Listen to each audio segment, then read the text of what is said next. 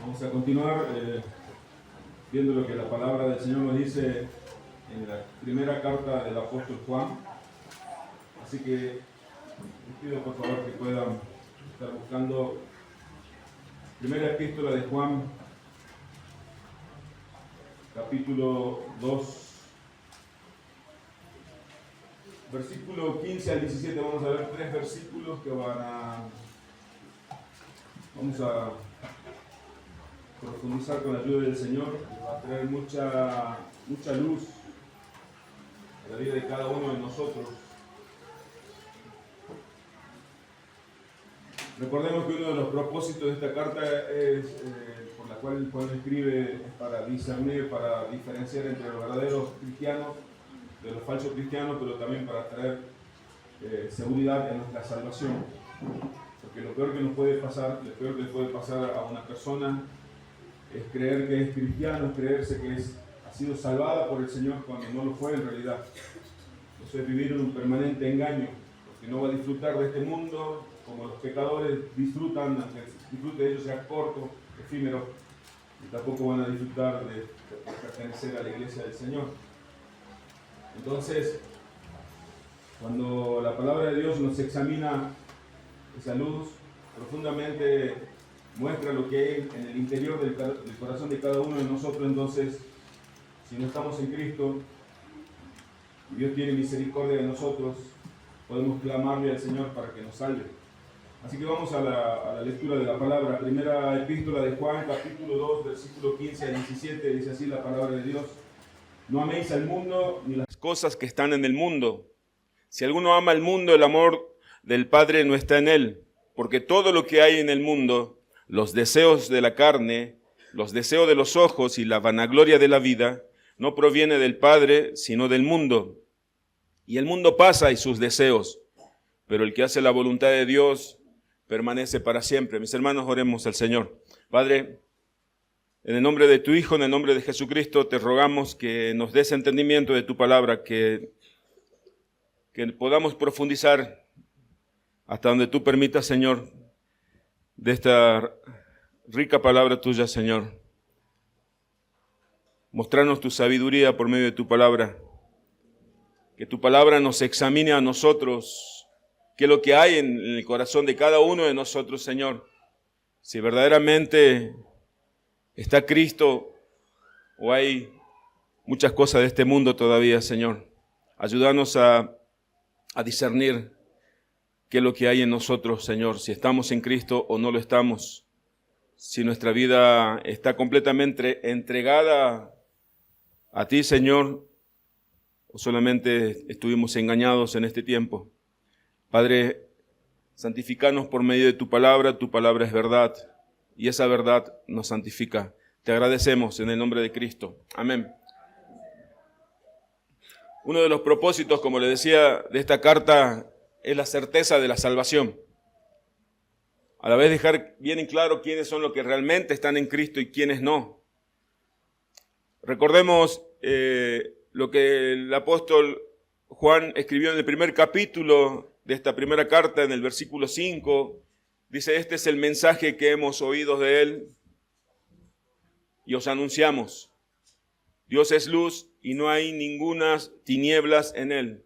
Siempre que comienzo a desarrollar el texto que nos toca cada domingo, les recuerdo esto, porque esto es, Juan dice, este es el mensaje, este es Dios. Y todos aquellos que en aquel tiempo decían que eran cristianos, tenían que estar de acuerdo con esta verdad. Dios es luz y no hay ninguna tiniebla en Dios. Si decimos que tenemos comunión con Dios, ¿se acuerda que el apóstol Juan en esta tarea de discernir y mostrar si realmente aquellas personas de aquel tiempo estaban en Cristo o no, primero decía, si decimos que tenemos comunión con Dios, debemos andar en luz, como Cristo anduvo en luz, debemos andar como Cristo. Así como Cristo vivió en esta tierra, nosotros debemos también, nuestra vida debe parecerse a la vida de Cristo en esta tierra. Si decimos, después decía Juan, si decimos que conocemos a Dios, pero no guardamos sus mandamientos, mentimos. O sea, el que ama a Dios obedece a Dios. Y luego decía también, si decimos que estamos en luz, pero no amamos al prójimo, no amamos a los hermanos, también somos mentirosos. Andamos en tinieblas y estamos ciegos. Y ahora nos dice la palabra de Dios, nos dice el apóstol Juan, y Juan también le decía principalmente a aquella audiencia original de aquel tiempo, a la iglesia de aquel primer siglo, y muestra esta evidencia.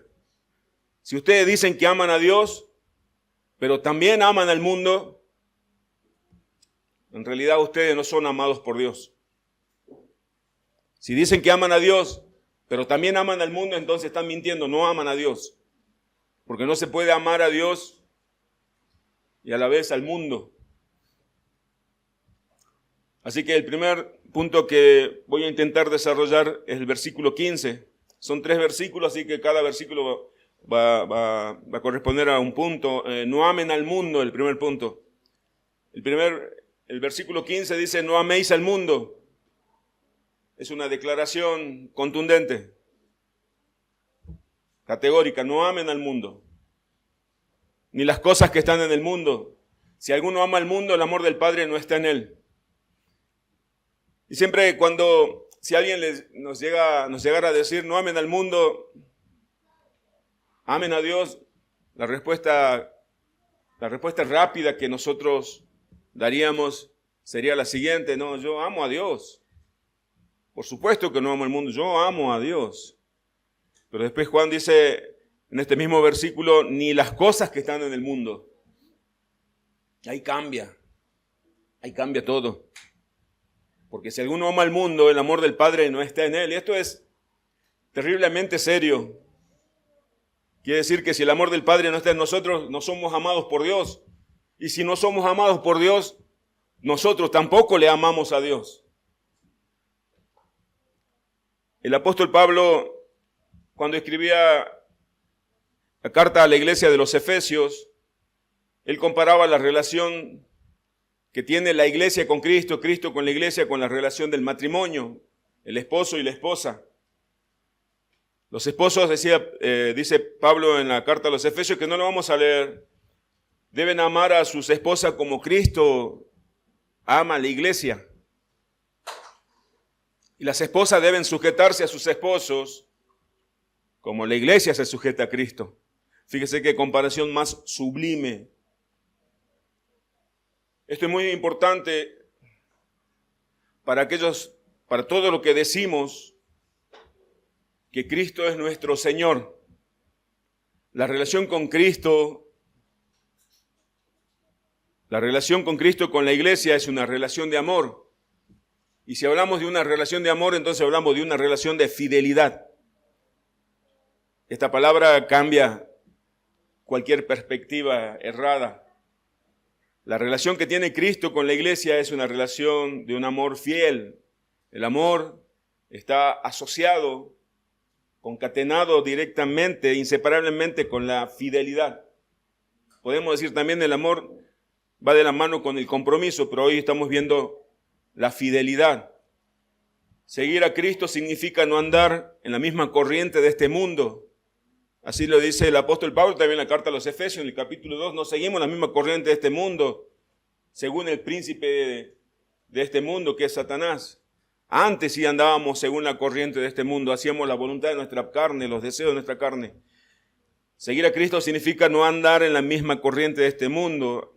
Antes sí lo hacíamos. El apóstol Juan, en esta carta, en este versículo que estamos viendo,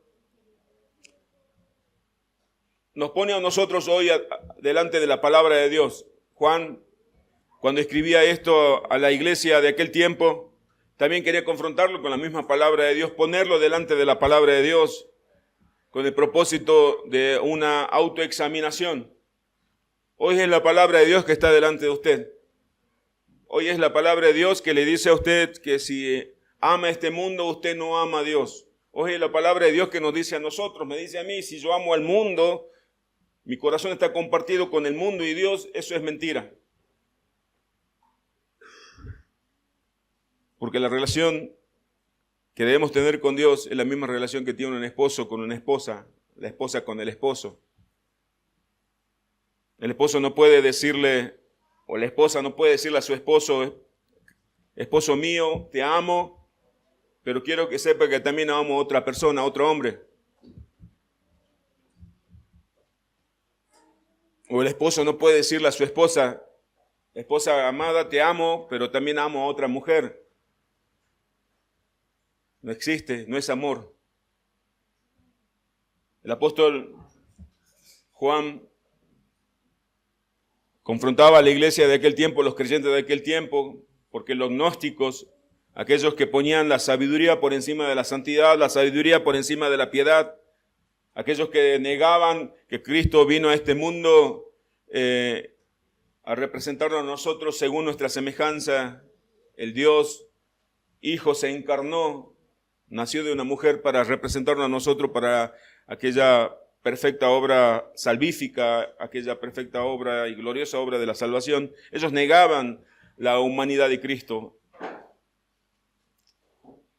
Fíjese lo que dice Santiago, me gustaría que marque Juan y vayamos a Santiago. Santiago capítulo 4, versículo 4. Y esto está por sobre la idea de el amor, va de la mano con la fidelidad. Santiago escribía a la iglesia de aquel tiempo, Santiago 4, 4 al 5, y está entre signo de exclamación. Las primeras palabras dice, oh almas adúlteras, oh almas adúlteras, ¿no sabéis que la amistad del mundo es enemistad contra Dios? Cualquiera pues que quiera ser amigo del mundo se constituye enemigo de Dios. ¿O pensáis que la Escritura dice en vano, el Espíritu que Él ha hecho morar en nosotros nos anhela celosamente? El amor demanda fidelidad. El mundo tiene otra definición diferente del amor, lo que la Biblia llama amor. Para el mundo el amor es negocio, es conveniencia, cualquier otra cosa. Aquí Dios nos muestra en su palabra que el amor demanda fidelidad. Al profeta Elías, en aquel tiempo, en el Antiguo Testamento, si me puede acompañar también a primer libro de Reyes, capítulo 18, versículo 21, solamente un solo versículo, puede buscarlo o si no puede escucharme atentamente. Primer libro de Reyes, 18, 21. El pueblo de Israel vivía en una dualidad, compartía su corazón, amamos a Jehová, pero también a Baal. Somos de Jehová, pero también miramos con simpatía a Baal. Entonces el profeta Elías reunió todo el pueblo allá en el monte Carmelo. Convocó también a los profetas de Baal. Pero quiero resaltar en esta mañana lo que dice el primer libro de Reyes 18, 21. Y acercándose Elías a todo el pueblo dijo, ¿hasta cuándo claudicaréis vosotros entre dos pensamientos? Si Jehová es Dios, seguidle. Y si Baal, id en pos de él. Y el pueblo no respondió palabra. Juan está diciendo la misma línea de pensamiento. Si ustedes aman al mundo, sigan al mundo. Si ustedes aman a Dios, sigan a Dios. Pero el pueblo en aquel tiempo andaba en dos pensamientos, claudicaba en dos pensamientos, inconstante en todos sus caminos. Amo a Dios los domingos a la mañana, cuando cantamos, cuando escuchamos la palabra, cuando predicamos. Pero el resto de la semana, la verdad que me agrada el mundo, dice algún cristiano por ahí. Debemos saber que el profeta Elías fue enviado por Dios. Estas palabras del primer libro de Reyes fueron inspiradas por el mismo Espíritu Santo que inspiró al apóstol Juan a escribir las mismas palabras también. Porque Dios no soporta el adulterio espiritual. No va con Dios el adulterio espiritual. Satanás no tiene ningún problema con el adulterio. Satanás no tenía ningún problema en aquel tiempo, en los días de Elías, que el pueblo de Israel esté con Dios, con Jehová y también con Baal. Es más, Satanás promueve el adulterio. Satanás no tiene ningún problema con aquellas iglesias que se parecen al mundo. Me atrevería a decir que Satanás ama esas iglesias. Satanás no tiene problema con los cristianos tibios. Satanás les agrada a los cristianos tibios. Pero no quiero hablar mal de Satanás porque yo tengo que hablar de Cristo. Cristo demanda fidelidad de su pueblo. Dios no acepta en absoluto el adulterio espiritual. El espíritu que Dios ha hecho morar en nosotros nos anhela celosamente, dice Santiago. No se puede aceptar vivir la vida cristiana diciéndole sí al mundo y sí a Dios. ¿Se imagina en el hogar? El esposo le dice sí esposa y sí amante. Ese hogar no va a durar mucho tiempo. Ese hogar dejó de ser hogar. Ese matrimonio dejó de ser un matrimonio. Entonces la palabra de Dios nos pone a nosotros, hermanos, ¿dónde está nuestro corazón realmente? ¿Dónde está nuestra lealtad? Si estamos en Cristo, entonces debemos aborrecer al mundo y las cosas de este mundo. Ya vamos a explicar todas las implicaciones de lo que significa no amar al mundo. Pero quiero aclarar algo antes. Generalmente la mayoría de las personas y lamentablemente muchos cristianos con poco conocimiento bíblico, lamentablemente, lo digo con todo corazón, lamentablemente, están convencidos de que Dios no odia. Muchos cristianos y la mayoría del mundo están convencidos y creen que Dios, porque es amor, Dios solamente ama. Y ese amor es permisivo para que se puedan hacer todas las cosas. Y Juan dice acá que el que ama al mundo, el amor del Padre no está en él. Lamentablemente hay muchos cristianos que piensan que Dios solamente amor y Dios no castiga, Dios no odia. Dios es amor y Dios no discrimina. Dios es amor, por lo tanto no castiga. Dios es amor, por tanto no aborrece. Dios aborrece el pecado, Dios aborrece el pecador, porque Dios ama la santidad. Dios odia porque ama. La respuesta es correcta, es Dios odia. La razón y la causa del odio de Dios es porque Dios ama la santidad, Dios ama la justicia.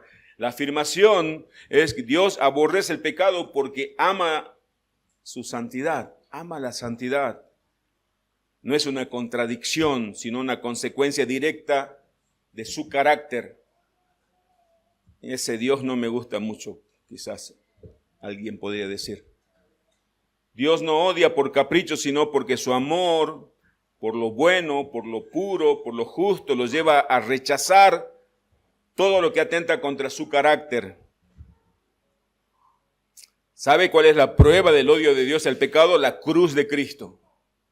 ¿Cuánto aborrece Dios el pecado? ¿Cuánto fue el castigo que recibió Cristo?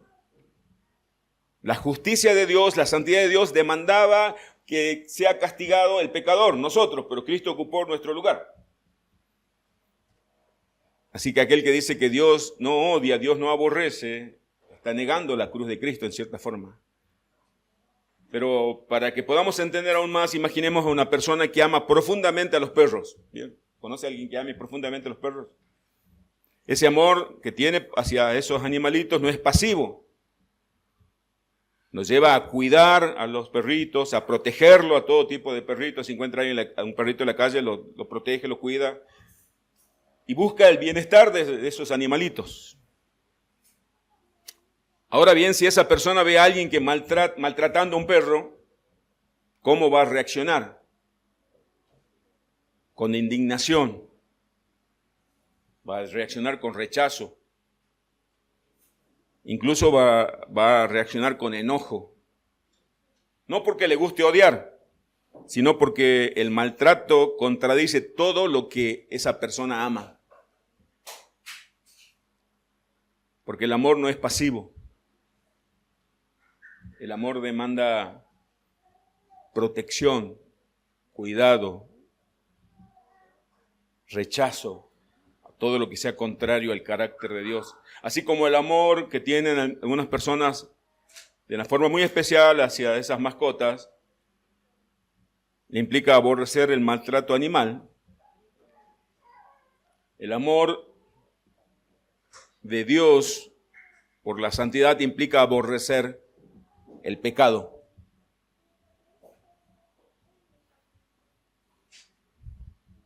Dice Juan, el apóstol Juan, en este versículo 15, debemos aborrecer al mundo.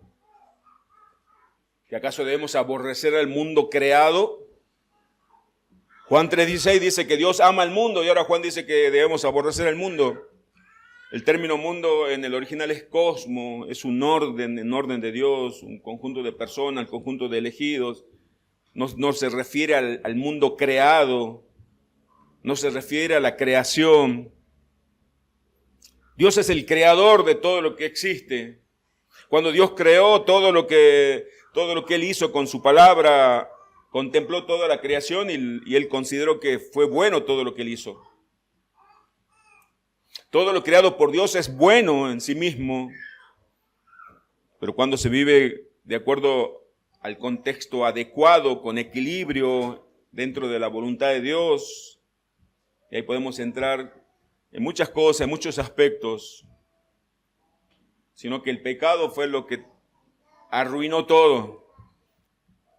Lo que sí está diciendo Juan en el segundo capítulo de su primer carta, en el versículo 15, es que aquel que ama el sistema de este mundo, el sistema de este mundo está en total oposición a Dios, en completa oposición a Dios. Cuando Juan dice el mundo no se refiere solo a las cosas materiales o al placer, sino a una forma de pensar y de vivir sin referencia a Dios. El mundo es todo aquello que nos separa de Dios. ¿A qué llama mundo entonces? A todo aquello que le separa a usted de Dios. A todo aquello que ponemos en primer lugar antes que Dios. El mundo es la mentalidad que busca la gloria humana. La mentalidad del mundo es aquella persona que vive buscando la comodidad y el placer, en lugar de buscar la santidad y la verdad y de glorificar a Dios. ¿Está entendiendo? Los que aman al mundo, algunos consideran que y en las iglesias se ha creado como un concepto de lo que significa ser mundano. Para algunos ser mundano significa evitar beber alcohol.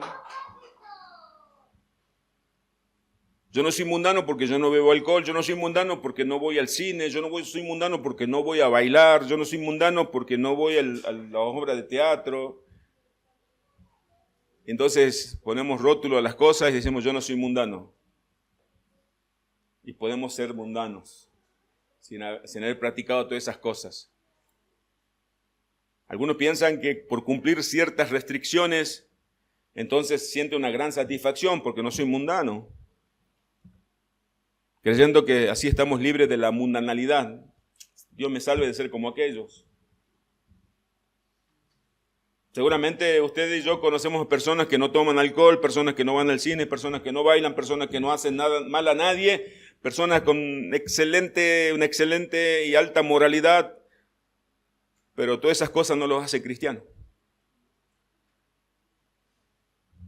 Así que debemos tener cuidado de estigmatizar. El amor al mundo es una evidencia de que el amor del Padre no está en la persona. Lo que está diciendo Juan es eso. Tampoco estoy diciendo que hacer todo lo demás nos hace cristianos. No debemos irnos a los extremos. Pero sí está diciendo la Escritura que no se puede ser amigo de Dios y amigo del mundo a la vez. Porque una de las dos cosas va a dominar nuestro corazón. El amor a Dios va a controlar nuestra mente, nuestro corazón, nuestra voluntad, o el amor al mundo nos va a llevar en pos del mundo. La persona que ama el mundo o como se la conoce como mundano, puede parecer muy religioso, atención a esto, puede vestirse como religioso, puede hablar como religioso, puede conocer la Biblia como religioso, pero aún no ha sido regenerado, no tiene el Espíritu de Cristo. Muchos son muchos tipos de personas como esta, como los mundanos religiosos, asisten a las iglesias, hablan de Cristo, pero viven bajo la influencia del mundo. Saben que el peligro más grande para la iglesia no es el ateísmo, no es la incredulidad, sino el cristianismo falso, el cristianismo mundano. Aquellas personas que profesan fe, aquellas personas que piensan como el mundo, aquellas personas que juzgan como el mundo, aquellas personas que buscan las cosas de este mundo, pero dicen que pertenecen a Cristo. Allí apunta Juan. Porque sería fácil decir, el apóstol Juan escribiría, mire, aquellos que tienen ciertas conductas, esos son los mundanos. Eso aman al mundo. Eso sería moralismo, no es cristianismo. Todos los ismos no son buenos. El poder de la mundanalidad, debemos entender, la mundanalidad, el poder que tiene la mundanalidad es dominante. ¿Se acuerda cuando el apóstol Pablo, ya al final de sus días, antes de que lo ejecutaran, escribió esta carta a Timoteo, le dijo, procura venir pronto a verme? Segunda de Corintios, yo le leo, 2 Corintios 4, 9 al 10, porque Demas, ¿se acuerdan de Demas, el colaborador del apóstol Pablo? Me ha desamparado, amando este mundo, y se ha ido. Demas, ¿sabe con quién hablaba Demas todos los días? Con el apóstol Pablo. ¿Sabe de quién aprendía Demas? Del apóstol Pablo. Demas fue un testigo presencial de la entrega de Pablo. Conocía a la perfección el testimonio de conversión de Pablo.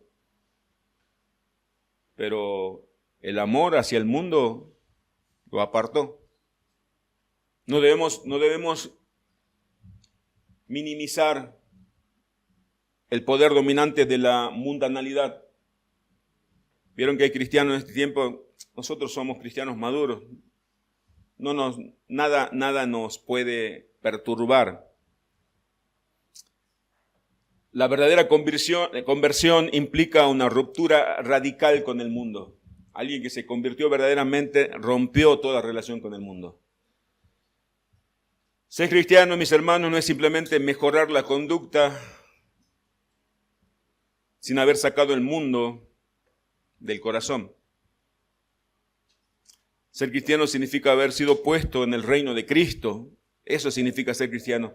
Haber sacado del reino de las tinieblas, puesto en el reino de Cristo, donde el único Rey y Señor es Jesucristo. Eso significa ser cristiano. Así que solo el nuevo nacimiento puede librar a alguien del espíritu de este mundo.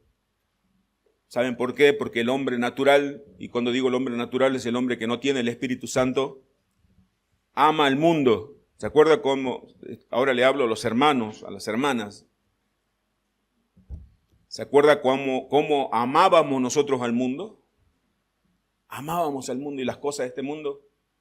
¿Se acuerda cuando Cristo llegó, trajo perdón, trajo luz? Y cómo esa relación, esa ligadura que teníamos con el mundo, ese apego que teníamos con el mundo, todo eso se rompió, se cortó. Eso solamente lo hace Dios. No lo hace una regla de conducta, no lo hace una lista, prohibido hacer esto, prohibido hacer lo otro, prohibido aquello.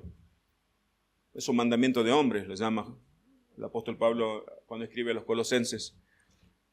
El apóstol Juan contrasta el amor al mundo con el amor al Padre. La mundanalidad, ¿sabe lo que dice? ¿Sabe lo que postula, el pensamiento que postula la mundanalidad? Yo debo crecer y Cristo debe menguar. Eso dice Joel Vicky. Yo debo crecer. el pensamiento del mundo, yo tengo que crecer, tengo que ser más grande, tengo que ser el más prominente de todos. Tengo que ser reconocido, tengo que ser amado. Cristo debe menguar. Es por eso que en las iglesias se promueve un evangelio antropocéntrico, donde el centro es el hombre, no es Cristo. Pero la piedad dice, a lo contrario, a la mundanalidad, Cristo debe crecer y yo debo menguar. La mundanalidad. ¿Qué es la mundanalidad?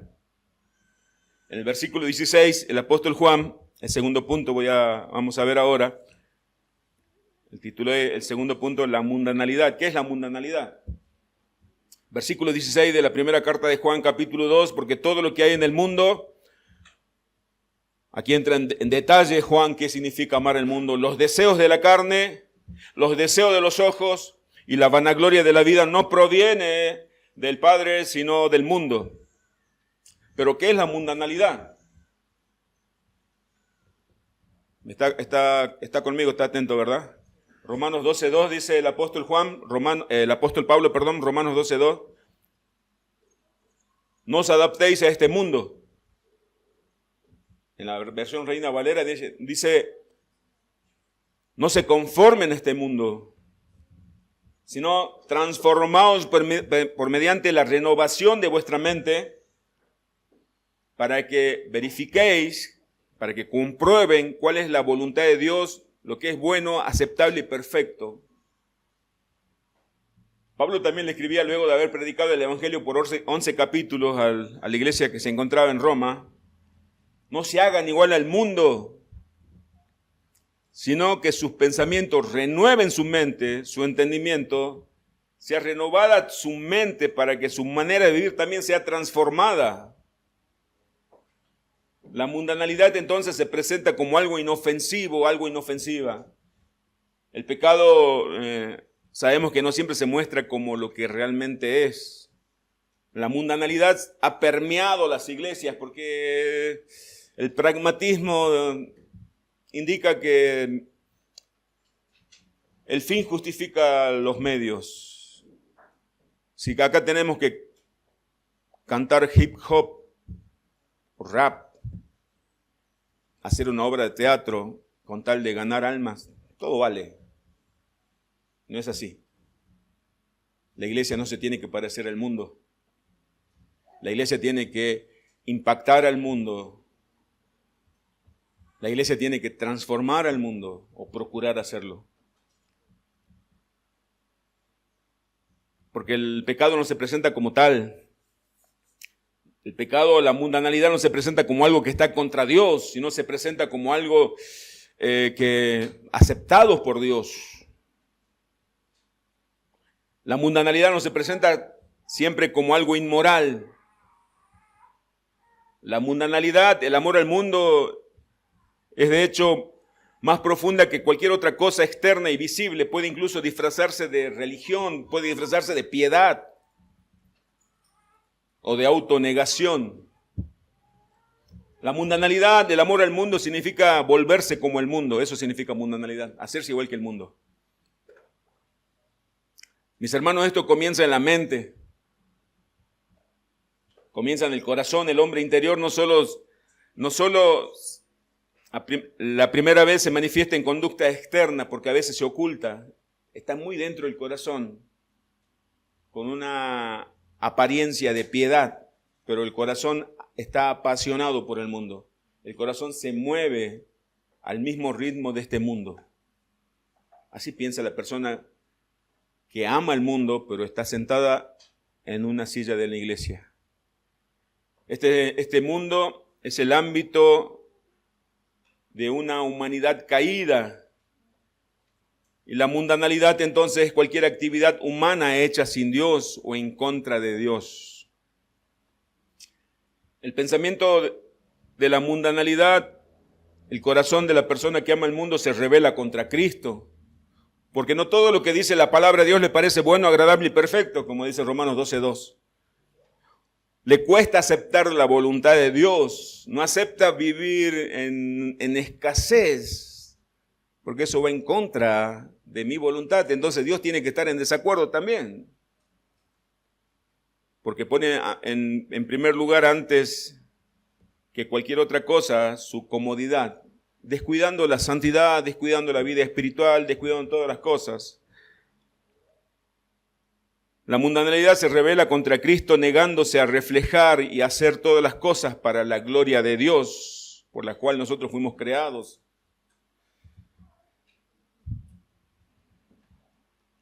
Desde muchas iglesias, desde muchos púlpitos se promueve la gloria de la institución, no la gloria de Dios. La gloria de las personas, la gloria personal. Cuando las personas están gobernadas por el amor a sí mismo y no por el amor a Dios, entonces es una persona que tiene arraigado el mundo en su corazón.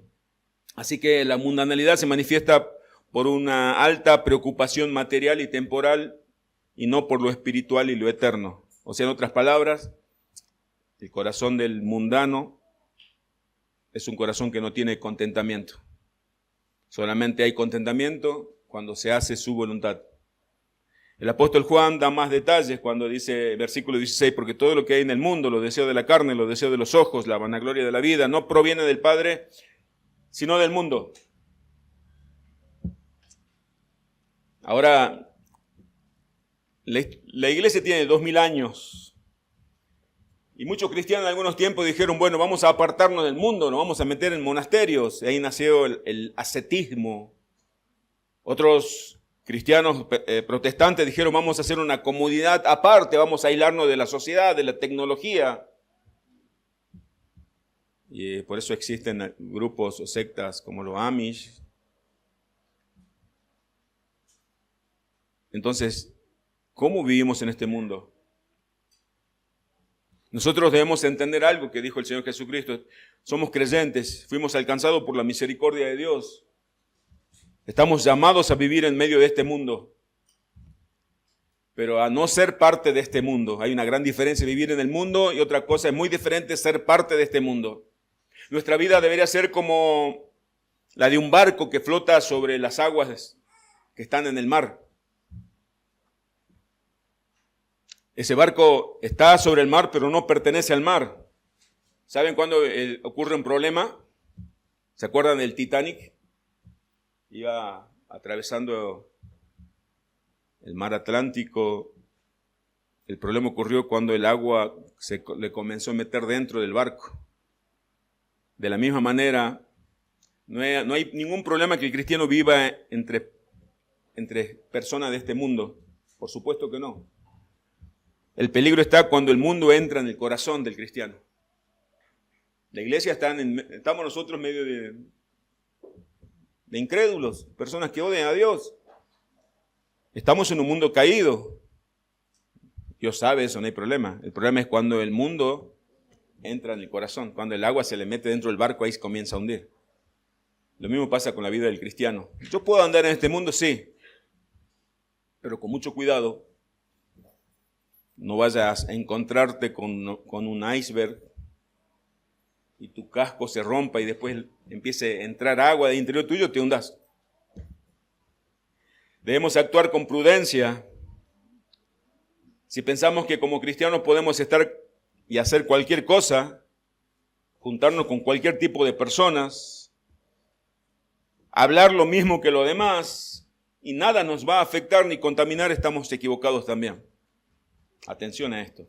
¿Saben por qué? Así pensaba Lot. Hay un comentarista que dice que Lot creyó que podía vivir en Sodoma, que nada afectaría su vida. Su elección guiada por la codicia y no fue guiada por la fe. Voy a leerlo rápidamente, no vamos a leer lo que dice la vida de Lot, sino quiero hacer un repaso rápido. Cuando Abraham le dijo a Lot que le dio la oportunidad de elegir dónde quería ir, dice que Lot alzó sus ojos y vio toda la llanura del Jordán como el huerto de Jehová. Y él creyó que elegía lo mejor. Estaba eligiendo el lugar de Sodoma y Gomorra, la tierra de pecado. Dice la Escritura que Lot se fue acercando de a poco a Sodoma. Fíjese cómo la Escritura está para enseñarnos a nosotros, hermanos. Dice, yo voy a dar la cita, Génesis no busque por favor, 13:12 dice que primero puso sus tiendas cerca de Sodoma. Génesis 14:12 dice que luego Lot habitó en Sodoma. Génesis 19:1 dice que finalmente se sentaba a la puerta de Sodoma, lo cual indicaba que se había convertido en un ciudadano ya de Sodoma, Lot. De a poquito fue avanzando. No, a mí no me hace, el mundo no es problema. Cuando los ángeles le advirtió a Lot,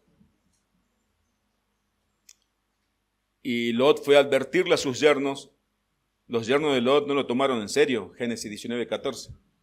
O sea, no tenía autoridad moral.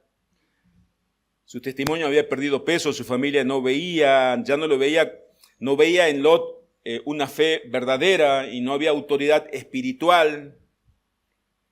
Recordemos también que la esposa desobedeció a Dios deteniéndose y mirando atrás.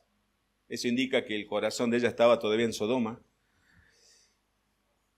Pero Lot pensaba que el Sodoma no lo iba a contaminar. Incluso después de haber sido rescatado, como terminó la vida de Lot, sus hijas cometieron incesto. Génesis 19:30 al 38. Esto muestra, mis hermanos, un fracaso moral, espiritual, en el liderazgo del hogar. No debemos aislarnos del mundo, sino que debemos recordar que tenemos una misión en este mundo. Debemos andar en este mundo con mucho cuidado. No debemos permitir que el mundo se meta en nuestro corazón. Dice Juan, porque todo lo que hay en el mundo, los deseos de la carne, vamos a desarrollar el versículo 16. Versículo 16 dice, porque todo lo que hay en el mundo, los deseos de la carne. Fíjese que Juan está señalando acá a la persona. No dice, hermano, apártese de las cosas de este mundo, de las cosas materiales de este mundo. Sino está hablando del corazón, los deseos de la carne. Así que nosotros podemos apartarnos, supongamos, de la sociedad, como ya hicieron algunos cristianos. Vamos a apartarnos de la tecnología, no vamos a tener celulares, no vamos a tener computadoras, no vamos a tener Smart TV ni nada. Antes no existía nada de eso y el hombre seguía igual de caído y pecador. Así que podemos apartarnos de la sociedad, aislarnos completamente de todo, pero los deseos van a permanecer con nosotros. Porque todo lo que hay en el mundo, los deseos de la carne, y Gálatas 5:17, habla aquí, está mostrando que el problema es el deseo de la carne. Gálatas 5:17 dice, porque el deseo de la carne es contra el espíritu y el del espíritu es contra la carne y estos se oponen entre sí para que no hagáis lo que quisierais. Hay una constante batalla en el interior del cristiano. La carne versus el espíritu versus la carne. Una vez ya prediqué esta. Aunque el viejo hombre fue crucificado con Cristo, aún debemos esforzarnos en subyugar las obras y los deseos de la carne. Primera enseñanza de este punto. Estamos en Cristo, nuestra carne ha sido crucificada en Cristo, pero nuestra responsabilidad es esforzarnos para subyugar las obras y los deseos de la carne. Pregunta aplicativa y con mucho temor lo hago. ¿Lo estamos haciendo? El apóstol Pablo en Colosenses dice, apunta también a los deseos de la carne. Colosenses 3:5 al 6.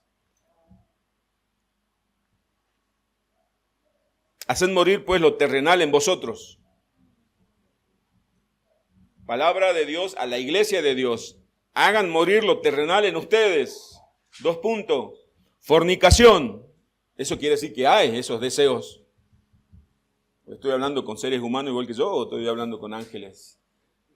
Fornicación, impurezas, pasiones desordenadas, malos deseos y avaricia, que es idolatría, cosas por las cuales la ira de Dios viene sobre los hijos de desobediencia, sobre los incrédulos. Pero Dios le habla a la iglesia, al pueblo redimido. Es como si Dios nos dijera, hijo, hagan morir esa fornicación que hay en el corazón de ustedes todavía, esa impureza, esas pasiones desordenadas. Sean responsables y diligentes en hacer eso, nos dice Dios. Los deseos de la carne, en el original, bueno, en la palabra en el original griego, que no lo voy a decir, pero significa deseo intenso. Un deseo intenso. Hay otras versiones que dicen la pasión de la carne. No es un deseo así nomás, no, es un deseo dominante. Usted sabe del que estoy hablando. Cuando está en tentación.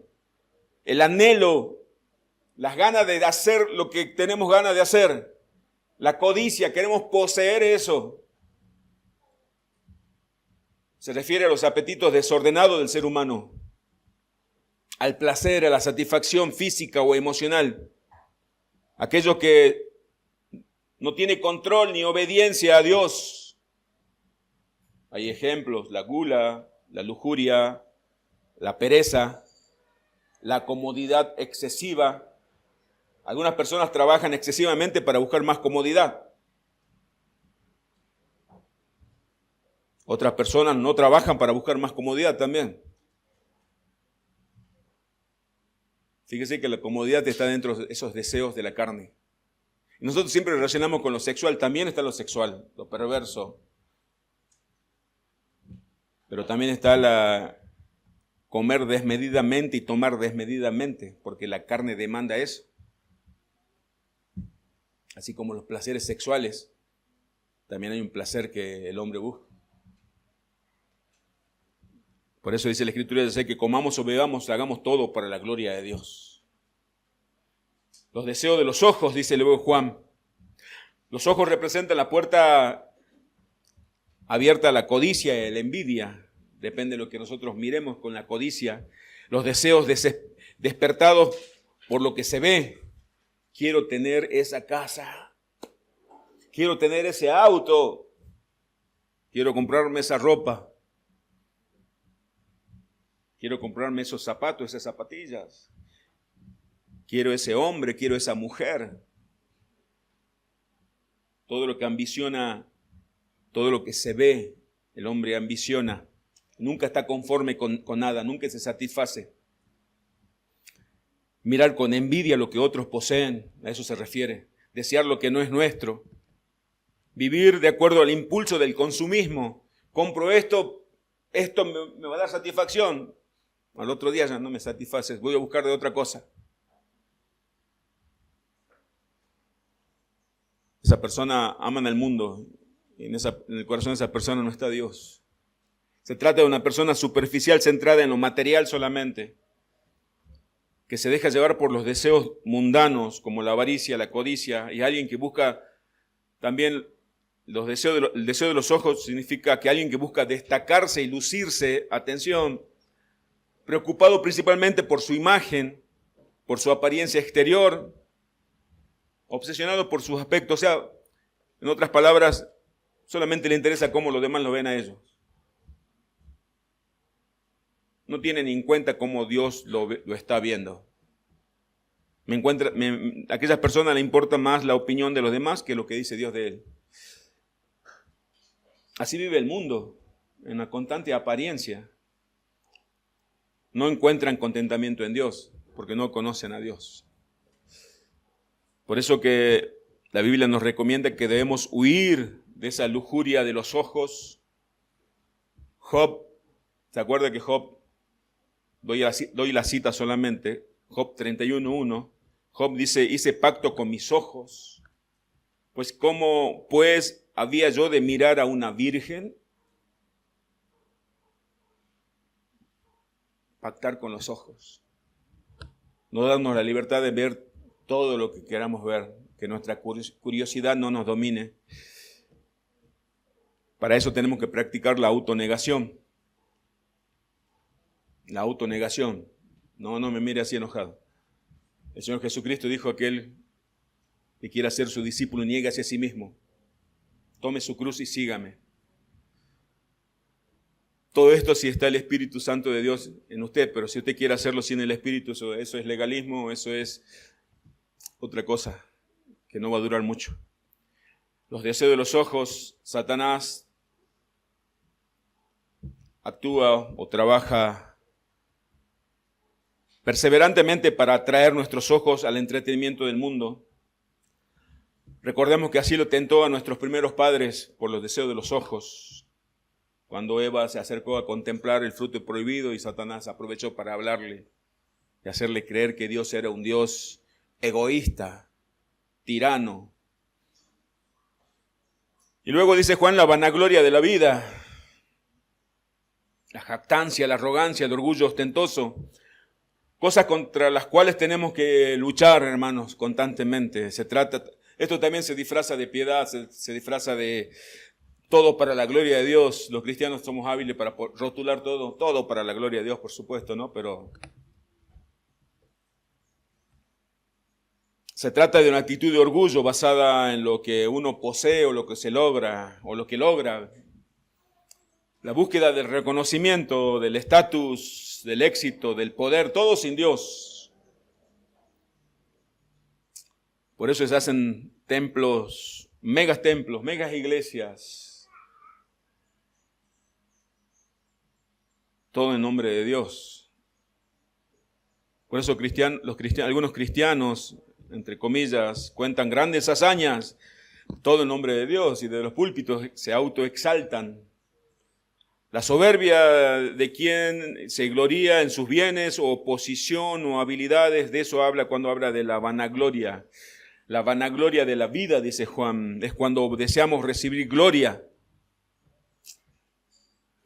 Deseamos ser alabados, reconocidos. Naturalmente, el ser humano es ladrón de la gloria de Dios. Naturalmente, todos somos ladrones de la gloria de Dios, porque la gloria solamente le pertenece a Cristo, no a nosotros. Deseamos ser reconocidos, nos gusta que nos admiren. Después del sermón me gustaría que todos me digan que soy el mejor predicador, que soy el más bueno. Eso quiere mi carne, por supuesto, pero no hace bien a nadie eso. Todo eso es vanagloria, porque es una gloria vana, porque no es real, porque no nos pertenece, es vana. Es por eso que cuando hablamos mal de los demás, también tiene que ver con la vanagloria de la vida. Cuando alguien le dice, tengo que contarte algo de fulano, fulano es un adúltero, engañó a su esposa, pero te cuento para que estemos orando. Todo esto con la intención de desacreditar al otro y sobresalir él. Yo soy mejor que el otro. ¿No le pasa eso a usted? ¿Sabe qué pastor cayó en pecado? Y yo salgo con mi esposa así, al lado. Vanagloria. La gloria es para Cristo. Si no hemos caído todavía es porque Dios no quiso. Es por su gracia. Saben que esto es lo que dice Juan, el apóstol Juan, en el versículo 16, porque todo lo que hay en el mundo, los deseos de la carne, los deseos de los ojos, la vanagloria de la vida no proviene del Padre, sino del mundo. Comparemos esto con la tentación de Jesús en el desierto. Escúchenme atentamente, por favor. Juan dice, estamos viendo el versículo 16, dice, los deseos de la carne. Satanás lo tentó a Jesús en el desierto y le dijo, si eres hijo de Dios, di que estas piedras se conviertan en pan. Mateo 4:3.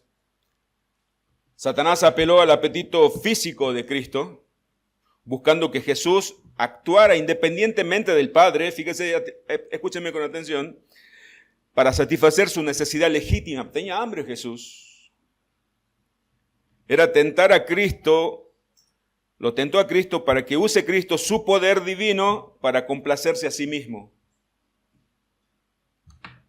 Sabemos que Jesús le respondió, no solamente de pan vive el hombre, sino de toda palabra que sale de la boca de Dios.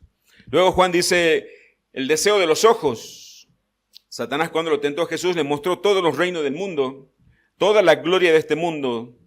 Todo esto te daré si postrado me adorares, dice Mateo 4:8-9. Si me adorás, te postrás delante mío, dijo Satanás, y le mostró todos los reinos de este mundo, todas las glorias de este mundo, todo aquello que usted y yo anhelamos a veces. No estaba el gran hotel de Dubái todavía, pero había edificios imponentes. Satanás apeló con esta tentación, el deseo de los ojos, a la posesión y ambición, le ofreció el esplendor visible de los reinos del mundo sin la cruz. Era una tentación a codiciar lo visible y evitar el sufrimiento. Deseo lo que posee el otro, pero no sé cuánto trabajo y se esforzó el otro. Pues yo quiero eso. La vanagloria de la vida, dice Juan. Satanás lo tentó a Jesús. En Mateo 4:6 dice, si eres hijo de Dios, échate debajo, porque escrito está, los ángeles te mandarán cerca de ti. Le citó el Salmo 91. Le llevó hasta el pináculo del templo, el punto más alto de aquel tiempo. Arrojate, le dijo. ¿Que acaso no dice la Escritura que Dios va a enviar a sus ángeles para que te sostengan y no caigas? Satanás apeló al orgullo espiritual, la autosuficiencia, la búsqueda del reconocimiento. Lo tentó a demostrar su grandeza y a manipular a Dios para exhibir su poder. Lo que hacen los pastores, tiran la Biblia, pase la línea de poder y caen. Tira el saco y caen las personas y el pastor se muestra como el superpoderoso. Vanagloria de la vida. Jesús rechazó esas tentaciones. Y Juan dice, todas esas cosas provienen del mundo. Todas esas cosas constantemente están atacando, yendo en contra de los hijos de Dios. Y a veces los hijos de Dios los reciben con los brazos abiertos. Venga, me gusta eso. Me gusta lo que propone este mundo. Me gusta ser reconocido. Me gusta ser amado. Me gusta que me amen. Me gusta que me alaben. El tercer punto, el último, el engaño de la mundanalidad. Versículo 17. Acá Juan desenmascara a esa mundanalidad que promete tantas cosas.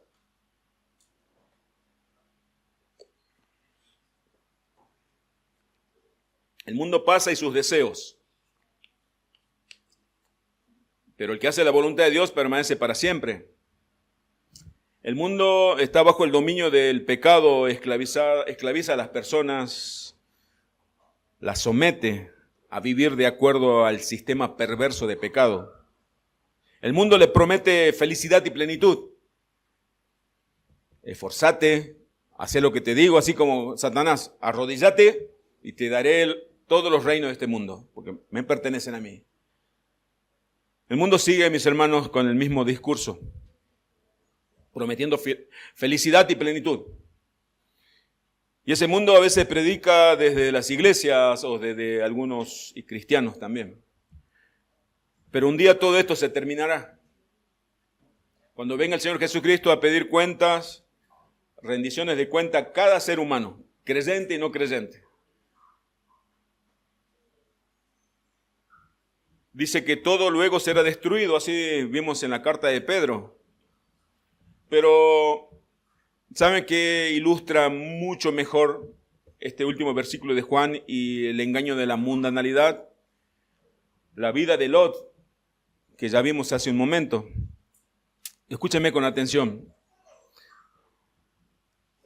La Biblia relata que Lot, aunque acompañaba a Abraham, un hombre piadoso, espiritual, Lot eligió egoístamente lo que parecía más ventajoso, sin pensar en las consecuencias espirituales. El mundo pasa, dice Juan. Lot prosperó económicamente, pero terminó viviendo en Sodoma, una ciudad corrompida. Con el tiempo alcanzó un lugar de influencia y comodidad, pero al caer el juicio de Dios sobre Sodoma y Gomorra, lo perdió todo. Perdió todo en un instante. Tanto esfuerzo para nada. Lot apostó todo a lo material y terminó perdiéndolo absolutamente todo, confirmando de esta manera que el mundo pasa y sus deseos también, pero el que hace la voluntad de Dios permanece para siempre. Por eso el Señor Jesucristo, aquellos que le seguían en busca solamente de alimentarse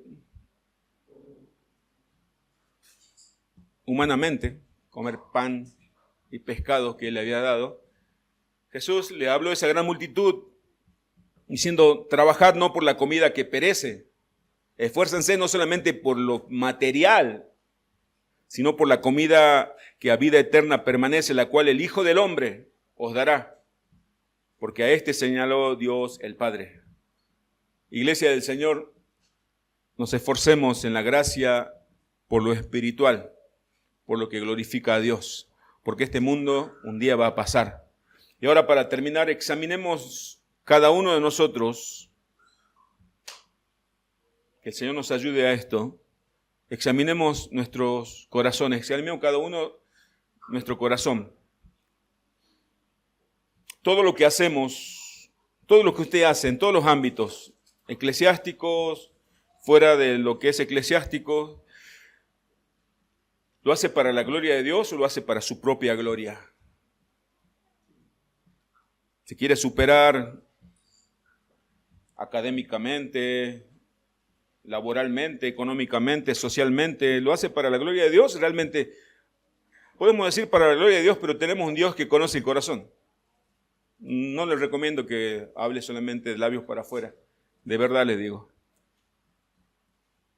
¿Quiere conocer más de la teología, de Dios, de la Biblia, para ser reconocido o para conocer más a Dios? A veces queremos estudiar más para mostrarnos como lo que más sabemos, pero no para conocer más a Dios. Cuidado, examinémonos, examinemos nuestras motivaciones en la vida cristiana, que no sean movidas por la vanagloria. Cuidado con andar buscando ser alabado por la gente, cuidado, y me le digo a mí mismo, cuidado, buscando a que los demás dependan de nosotros, dependan de mí, dependan de usted, y no llevarlo a que dependan de Dios, cuidado. Podemos estar en un gran error. Podemos estar autoengañándonos. Podemos estar diciéndonos a nosotros mismos, lo estoy haciendo para la gloria de Dios. Pero tenemos un Dios que todo lo ve, todo lo sabe. Y cuando estemos delante de Él, que nos diga, no hiciste nada para mí, apártate de mí, hacedor de maldad. Nuestro engañoso corazón nos puede estar predicando, sos un gran siervo de Dios. Pero en realidad lo que estamos haciendo es todo promoviendo solamente nuestra propia gloria, nuestra vanagloria.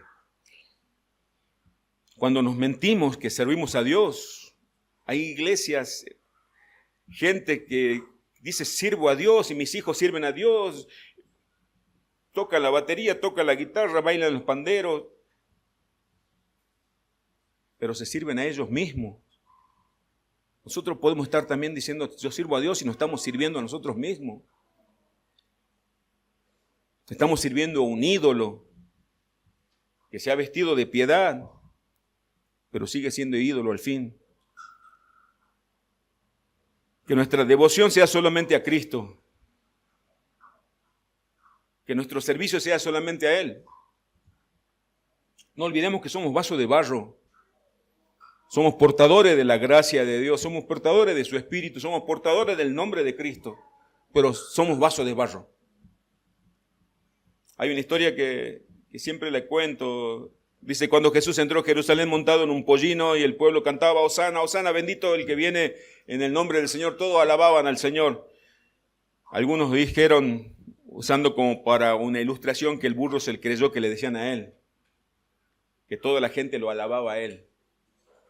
Así de burro somos si creemos que pensamos que estamos sirviéndole a Dios por nuestros méritos y que si algo bueno que hicimos, lo hicimos por nuestros méritos y en realidad todo lo bueno que hicimos lo hicimos porque Cristo está en nosotros. La gloria no es para nosotros. El apóstol Pablo en Gálatas 6:14 dice, pero lejos esté de mí gloriarme, dice Pablo. Fíjese, el apóstol Pablo, que el Señor lo llevó al tercer cielo, le mostró lo que a ningún otro hombre le mostró. Y se les prohibió que contara qué es lo que vio. Pero Pablo sí dice que la gloria venidera no se compara a todo lo que podemos sufrir aquí. Bueno, el apóstol Pablo en Gálatas 6:14 dice, pero lejos esté de mí gloriarme, sino en la cruz de nuestro Señor Jesucristo.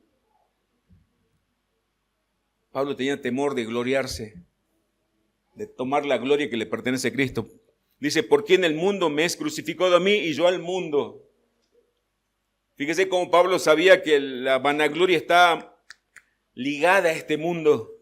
Lejos esté de mí gloriarme, sino en la cruz de nuestro Señor Jesucristo.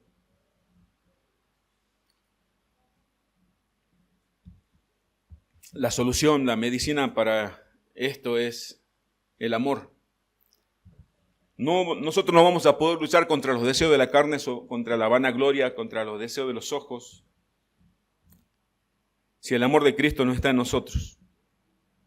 Nuestra lucha va a ser eficaz si el amor que tenemos a Cristo es mucho más grande que el amor que podemos sentir o los deseos que podemos tener hacia el mundo.